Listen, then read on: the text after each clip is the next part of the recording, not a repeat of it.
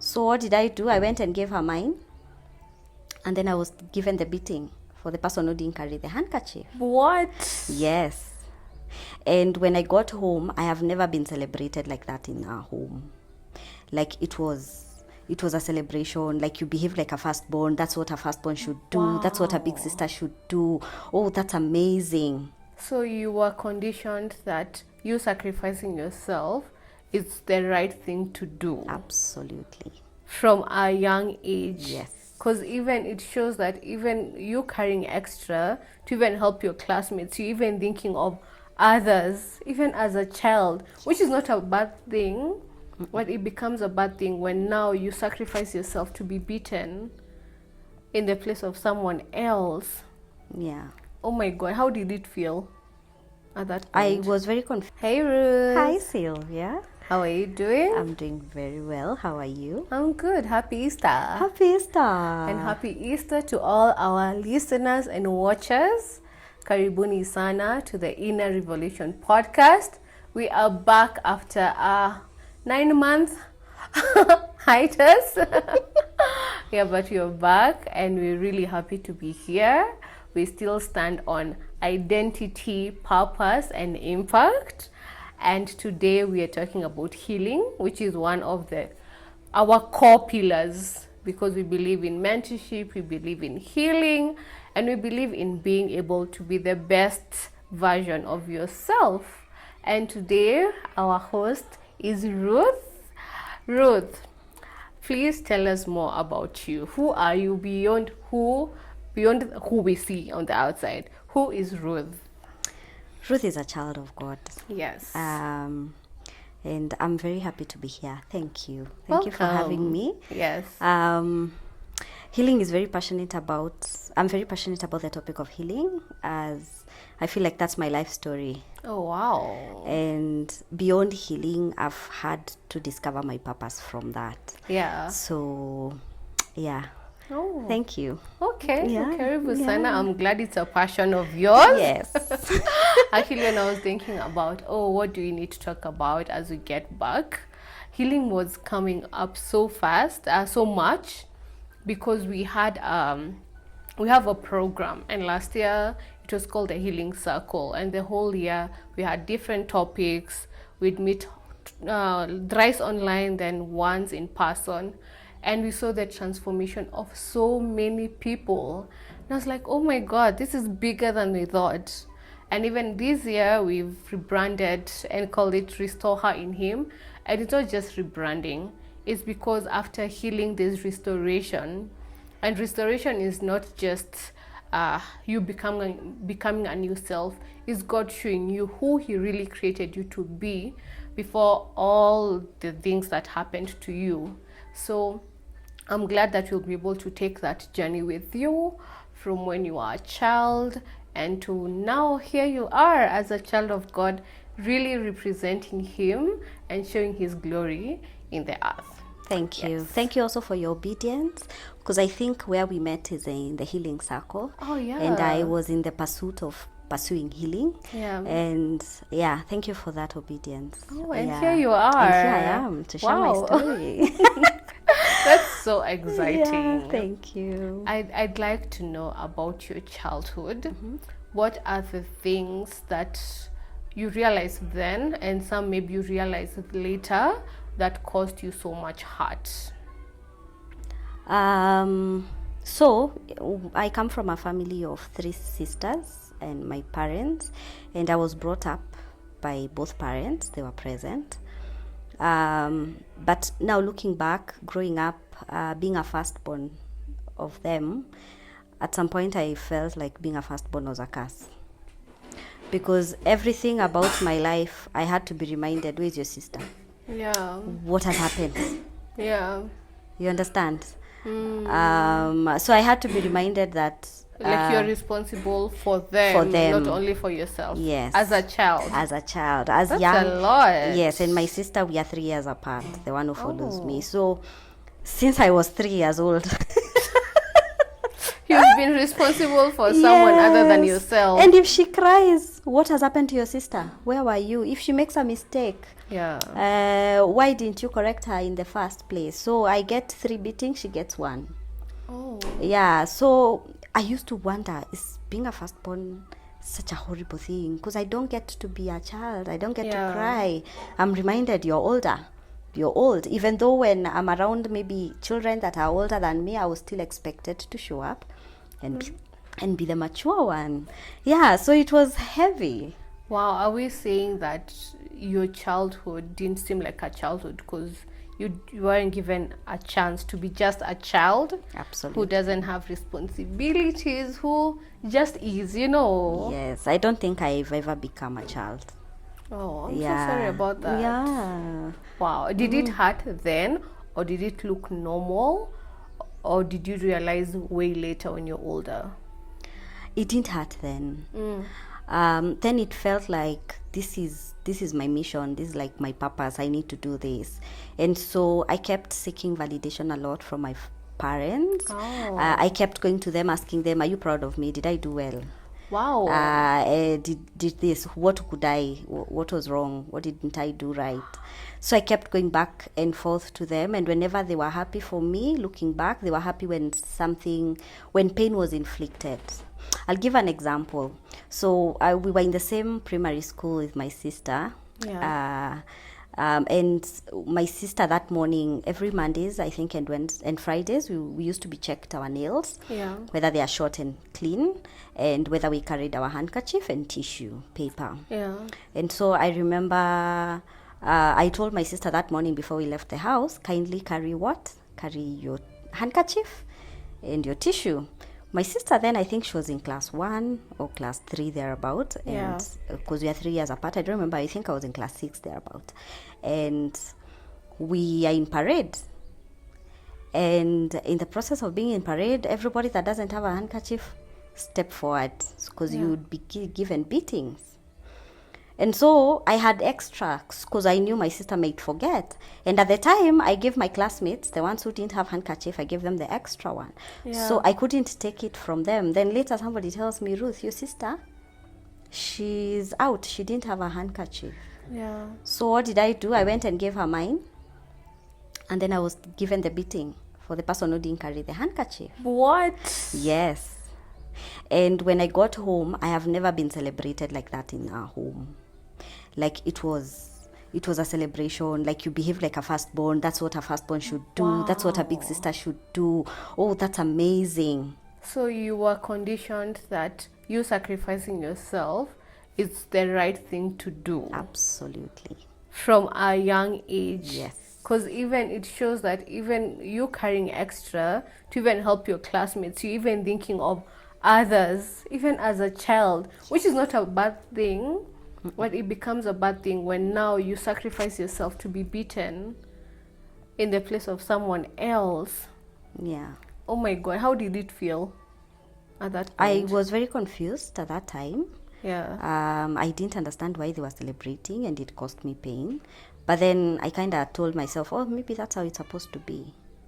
Wow. And yeah, so I that's one of the instances. So I now looking back, there are several other instances, and even the way they would punish me. If my sister, maybe my mom came home and she found that she has not showered, and the task she gave us, maybe she was told to do dishes, and I was told to maybe do the house chores and cook dinner. And then you find the dishes are not done, my mom would beat me, and she'd be like, why didn't you tell your sister to do the work? Yet I'm like, why am I being beaten for her mistakes? Oh my God. Even before we go out of the, away from that topic about your self-sacrifice, how has that shown up now in your adulthood? That's a very good question. I'll give a very good example. My work. Yeah. The organizations I've had to work for, you kind of seek validation from your bosses. You don't feel like you're doing things right. Or you feel like whatever you're doing, even though it's right, it needs correction. So you feel like you need to seek that validation. The same validation I was seeking growing up, it kept coming forth. Even in your friendships, you're like telling your friend, are we okay? You guys You are keep not checking talking. in. Yeah, you've not spoken for a while. You're thinking, something is wrong. I might have messed things up. Yeah. Let me check in and see whether. Yeah. So if there is not that constant validation, Yeah. you kind of feel as if things are awkward. Oh And that's my why I'm very happy gosh. we're talking about healing, because I had to heal Yeah. and realize validation. I don't need to seek it. Just be you. By me being you, I don't need by me being me, I don't need any apologies to make. Wow, so it looks like you'd always go above and beyond to shop for people, for them to validate you, Yes. and for you to feel worthy of being in their lives or having that position at work. Yes. You had to always do extra, extra, extra. Absolutely. Because you didn't believe just being you was enough. And when did that break? It broke in 2020 when I experienced severe rejection and abandonment from people I was really supporting, and I thought I had earned the worth to be in their lives. You've done enough. I have invested. So this is the time now I get to receive my investment back. Yeah. And I think that's the time that it broke me, because I was like, these guys, they just didn't want anything to do with me.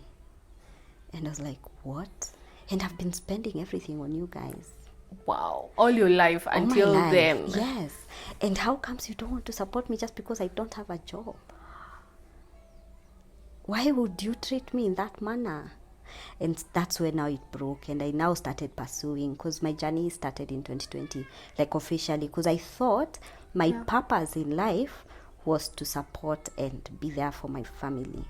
And I'm sure a lot of firstborn daughters could relate. Yeah. And most of them, they stagnate in terms, they think their purpose is to teach, to educate your siblings, to make sure your parents are okay, and then your life stagnates. True. Nobody comes to ask, are you okay? We always want somebody to come and ask, are you okay? What can I do for you? Yeah. Then they're always thinking of taking. And when they can't take anymore, they tell you, they gaslight you. You're the problem. You should have done this. You should have done that. And so that time when that broke, I felt alone. I felt isolated. And I cried. In fact, I dug deep into that depression, the D word. Yeah. Yes, it was so bad that I couldn't even sleep at night. Yes. Oh my gosh. Because your world has crashed. Yes. As you said, you thought this was your purpose in life. Absolutely. And here you are. Your purpose is being invalidated in front of your own eyes. All you've worked for all your life. Oh my God. So what happened after? So after I started seeking help, I started now realizing this is not right. So what's my purpose? So that was a question I kept asking. So I kept thinking, if I work very hard, I will find fulfillment. I never got fulfillment. Yeah. I got a life coach. We went through sessions. I thought I felt better. Then later, God, in His mercies, He gave me a job. Yeah. And at that time, I was like, wow, okay, I'll do my best. And I did my best. And God showed up. Finances took off. Yeah. God was there, but still deep down, there was something missing. And I kept pursuing purpose. But now I was so busy in this new work that I was like, I will think about it later. I'm now focused. I feel like I have purpose, but it wasn't purpose. So it now changed from your family to now work. Correct. So you were really looking for something to anchor you. Yes. And let me ask you, so when you found a new job, how did you show up for your family again? Was it different or was it similar? Actually, when I got the job, I didn't even communicate to them. I remember never going home for like almost 2 years. Yeah. I had exited all the family WhatsApp groups. I was like, I'm done.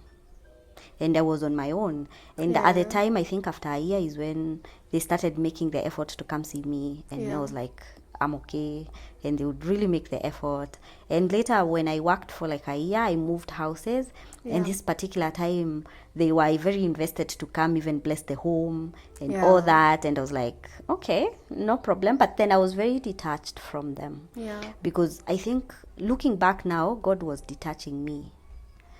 And I attached myself to work, as you've said. So would you say they were sort of an idol?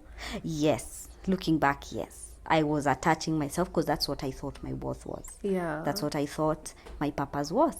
Yeah. And how was it now? You have this job, so you're earning some money. How was it now getting to take care of yourself without the burden of having to take care of others? Like putting yourself first. How did that feel? At first, it was guilty. You feel guilty, you feel shame. You're like, is this Shame. normal? Yeah, because you're like, is this normal? In fact, I didn't even know what people do to treat themselves. Because for me, what I used to find fulfillment is spoiling somebody else. You want to go Wow. somewhere, go. I will pay for it. But then I realized, now I started doing things to myself. Yeah. I started even understanding, so I can do my hair. Oh, so I can do my nails. Oh, so I can have a massage. Oh, then after that I was like, yeah, where do people go? I booked my first trip to outside Kenya. I Yeah. was very happy about it. I was like, this is how people feel.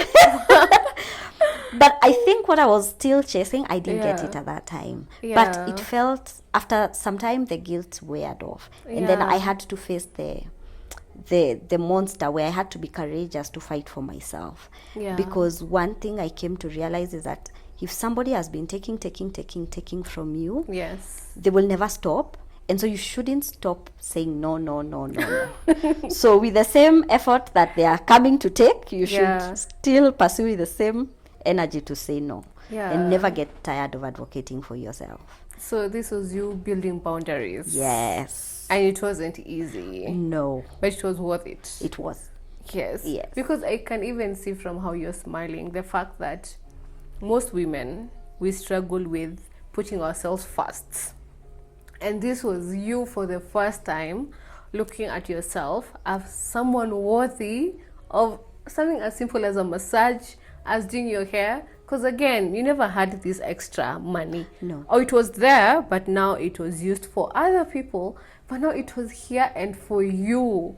And how did that one instant heal you? For that, I think it taught me how even to be empathetic and to show love. It starts from me. Oh. So I will not know how to love you if I have not loved myself. Yes. Then the other thing I learned is that you cannot pour from an empty cup. Yes. So you give, you're seeking validation. It's never enough because your cup is already empty. True. And so you can't pour from an empty cup. I can't ask you for a bread if you don't have bread and you have grapes. Yes. You see, you can only offer what you have. So I realized emptiness, I the same way I was sacrificing for other people, I built the same expectation for them. So, and that is bound to fail. Ah, wow. Yeah. That relationship is bound to fail because this person is human. Yes. They are not perfect. Why would I True. put that in them and measure that the level of input I put in them, they're supposed to reciprocate in that manner? True. So I realized all my friendships were failing for that matter. So now I started now asking what I like. Then now, once I came to understand what fills my cup, now I was in a position to even now ask you what fills your cup. Because now I realized we all have different things, and can I be able to offer it? And now you get to a place where you're honest. I tell you, Sylvia, I'm sorry, I can't do that, but Yeah. I can meet you here. True. And if our friendship is really authentic, Yes. we meet each other where we can. You don't have to break your back. You don't have to steal. You don't have to do things True. above and beyond. Because I'm checking on you. I'm like, Yeah. are you okay? Yeah, the same way And that's you a check up secure on me. friendship. Correct. Right? And even though we don't talk for years, it's fine. We continue from where we left off. It doesn't have to be, we have to work very hard, Constant, spend true. 30 hours Together. so that now I feel, yes, Wow, we are this is a together. good friendship. Yeah. But what you're saying is so profound because we are told, even in the Bible, that when you give, you need to do it with joy. That's the only way a blessing can come. So when you're giving and there's no joy, unapatia ni like, "Acha tu nimpatie." Imagine nothing will come. Because yes, as much as there's sacrifice, but then there's the joy of knowing God has told me this and I accept to do it. But then there's the one that is driven by our own ego and doesn't look like it. It looks very sacrificial, but many of us want to look like, oh, I did this for my parents, I built for them, yet you're not in that position yet. And what you've said, you need to have filled your cup and to be able to feel others.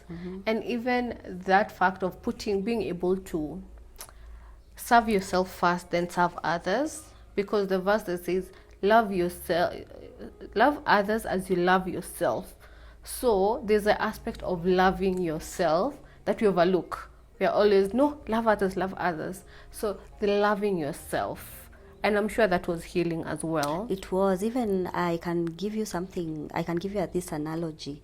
Yeah. Like when you're in planes, when they're teaching you, Oh, true. yeah, when the oxygen masks falls off, Yes. they tell you first put it on yourself Yeah. before you put it on your child or the next person seated next to you. Why? True. Because when you faint, you'll be able to help them. When you don't have the oxygen, you drop, they will die, of course. They are Yeah. guaranteed to die. Yeah. Yeah, so they tell you first put it on yourself first and then put it on the other person. So if you put it wrongly, if you don't put it on yourself and you don't understand it's working, then you might put for the other person wrongly, Yes. thinking that you've helped them and you've not, because that's not what they needed. That's not true. the right way to apply it on your Yeah. face. So it's the same thing. Yeah. I hear you. And we've spoken a bit about boundaries, but I'd like us to go deeper. Okay. How was that journey for you? Now, because now there's reconciliation, you want to go back to talking to your parents, but now it needs to be from a healthy position because you don't want to go back to where you were. So how was that, building that relationship, but with boundaries involved? So one of the things I did was God gave me good friends that helped me in that journey. And one of the things that I think that was tearing me apart is, where is the respect? Honor your parent vis-a-vis speaking your boundaries. And I felt like that was really eating me up deep down, because I Yeah. felt like whenever I say no, I've Dishonored. I've Ooh. disrespected them. Yeah. And so you're like, where is the boundary? And I'm sure they also maybe said that. Of course. Yeah. Of course. Because they want to take, they want. Yes. So and when- they're used to that version of you. Exactly. So they want that version to come back. And now you're here fighting a fight that you don't know whether it will ever end. And so for me to get to that place, I had people to tell me, no, Ruth, you're doing the right thing. Same validation, but now Yeah. in a very healthy space. Yes. Yeah, so I was like, even before it started, actually my first journey with boundaries, it started even with a message I would text my dad. Yeah. And I would send it to a friend, a man friend, Yes. and I would ask him, Ebu, check for me whether this message is respectful. Yeah. Does it honor my dad? In as much as I'm communicating something I don't want to do, Yes. and he needs to hear it. Yes. Then later now in that journey, I realized, so long as on my end, I know I've communicated with the utmost respect. Yes. How they receive it, it's none of my business. Ooh. It's not up to you. It's not up to me. I can't control Yeah. that. I can't control True. whether I tell you no, how you feel. It might bring up rejection. It may bring up like, I don't want you. Yeah. That's you. That's on me to work That's on on myself. you to work on yourself. But what will you do? You will project it to me. Yeah. But if I have healed, if I know that that was the boundary, Yes. then at one point you'll grow to respect and realize, by the way, there I was very entitled. There I was very entitled. Yes. Yeah, why was I expecting that? Yeah, so for me, that journey of boundary, that's what I learned. Yes. Like, you also have to have people that tell you, no, you're not losing your mind, you're actually real, that's true. Yeah, you're very true. You need to communicate that is wrong. So you need the right friends as Yes, well you do. in that journey. Yes. Not everyone can go with you on that journey, especially if they've not healed themselves. Correct. Otherwise they'll try to project. Yeah. Because also I met in the line of getting good friends, Yeah. there were those that were telling me, Ruth, that's very wrong. You can't talk to your parents like that. Wow. Because them, they are still conditioned Yes. to They've do not things broken away yeah. from that. So they don't understand my journey. Yeah. So you have also to be very discerning. The Holy Spirit will help you, because you have to learn how to also, some things you can be advised, people mean well, but they are not the correct advice. True. And that is very real right there. Yeah, that's true. Because culture, as Africans, culture plays such a huge role. Because even as we watch movies, you can tell the interaction between parents and kids is so different. And I remember watching movies and I'd be so jealous of how these kids so open with their parents. They're able to tell them, Mom, you can't do this. And I'd never dream of doing something like that because I'd be beaten. Like almost everything ended with violence. Like anything. So much of us was suppressed. So even to ask which part of you was suppressed by growing up in such a household that didn't allow you to really show up as you are, that made you sacrifice so much. So which parts of you were really suppressed? Every part, because I didn't have a voice to say everything. When validation is killed, it means confidence has been killed, your self-esteem has been killed, because you've been suppressed. You're not being conditioned that whatever this person values, that's what goes. So you don't trust yourself with what you think is right. So you can't even speak your mind. Yeah. You can't even have the confidence to utter that to them. So all that, once it's suppressed, you realize even when you're in school, your teachers, you're even comparing. You're like, you don't feel good enough. You can't talk to people. Like, you're like, that person is not in my... You now even categorize people. Yeah, so this is you as a teenager. Yes. Yeah. You don't even love your body. Because now, maybe at the time, people that had big body were being celebrated. True. Yeah. Nowadays, people with small bodies are the ones being celebrated. You should see how the world is so fickle. Yes. And trying to match up with the world is so futile. Absolutely. Because either way, they'll find a way to fault you. Yes. Yeah. And so now it was me. Because now, how I can even demystify that, it's like, I meet this person, and let's put it in terms of colors. Yes. So I meet this person, she's yellow. Yes. I find yellow attractive. I'm like, I want to be yellow. Then I find another friend who is purple. I'm like, I ditch purple. I ditch yellow. I want to be purple. And so when now I got isolated, I started asking, what was my color? Oh my God. So this is identity itself. Yes. You didn't really know. Who was I? What did I like? Did I like chapati because somebody else loves it? Wow. Did I like tea because I was too... Tea is healthy? Yeah. Did you like greens, eating spinach because you're told you need to eat it for your health? Or did you actually love it? Because there are people that love something and you realize like they grew up, it's like their work was like these plants, Yes. ABCD. Yours looks like you started at Z, you fell at A, you're like even trying to discover. You're everywhere. Yeah, then when you ask people, what's your purpose? They're like, me, I'm very passionate about. Then you're like, what am I passionate They're speaking with conviction. Yes, and you're wondering, oh, am I even passionate? What do I like? If it's to do hair, you're very good at it. If it's to do nails, you're good at it. When it comes to having a conversation, you're very good at it. So you're like, am I supposed to be good in one thing, or can I be good in all things? Wow. Do I feel validated? What am I looking for? Validation. From Then everywhere. Yes, then somebody tells you. I remember when I finished Form 4, my mom was like, you need to be a nurse. Yeah, you're this and you can do nursing. Yes. And my sisters will give their own story, but all of them were told to be nurses. When their time came to finish Form 5, what to do in campus. Is it something your mother wanted to be and wasn't able to? Yes. So she was living vicariously through you. Correct. And she made it look like it's us who wants to do the nursing. Now, looking back, I am glad I didn't do nursing. Yeah. Because I can't stand hospitals. Oh, really? I can't stand people in pain. I cannot stand inflicting people pain. In the name of I'm helping them. Wow. So I can't. So I like that what you're bringing out is that you need to know your identity, to know your purpose. Correct. That they all feed into each other. Correct. And if you don't know one, you just keep taking validation from people, and it could lead you to the wrong path, even it's from a place of love. Oh my God. So we are coming to the end of our first session, part 1, and we're going to part 2. Thank you so much for joining us for the Inner Revolution podcast. Let me plug you into what we're doing at the Afro Heroes. We have an upcoming program called the Masterclass, or we'll have nutritionist Lule Juanita who will take us through in 9 weeks, a program to get into your nutrition and to see how you need to live healthy, to live a more impactful life.